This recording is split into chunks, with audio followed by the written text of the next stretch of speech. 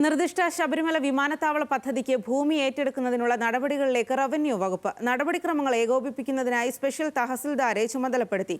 പദ്ധതി പ്രദേശത്തെ താമസക്കാർക്കുടനെ നോട്ടീസ് നൽകി തുടങ്ങുമെന്ന് ഉദ്യോഗസ്ഥർ അറിയിച്ചു.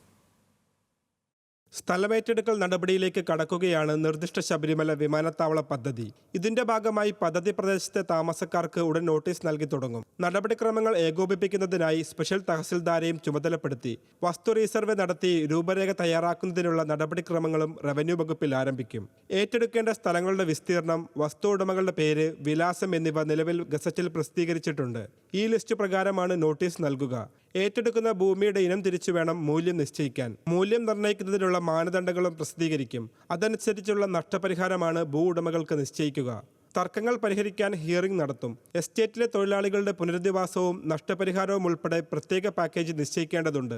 പദ്ധതിക്ക് സംസ്ഥാന സർക്കാരിന്റെ ഭരണാനുമതിക്ക് പിന്നാലെ ഭൂമി ഏറ്റെടുക്കാനുള്ള വിജ്ഞാപനം കഴിഞ്ഞ ദിവസം പുറപ്പെടുവിച്ചതോടെയാണ് സ്ഥലം ഏറ്റെടുക്കൽ നടപടികൾ ആരംഭിക്കുന്നത്. ചെറുവള്ളി എസ്റ്റേറ്റിന്റെ 916.2 ഹെക്ടർ ഉൾപ്പെടെ 1039.876 ഹെക്ടർ ഭൂമിയാണ് വിമാനത്താവളത്തിനായി ഏറ്റെടുക്കേണ്ടത്. ഒരു വർഷത്തിനുള്ളിൽ സ്ഥലം ഏറ്റെടുപ്പ് പൂർത്തിയാക്കാനാണ് നീക്കം. ന്യൂസ് മലയാളം, കോട്ടയം.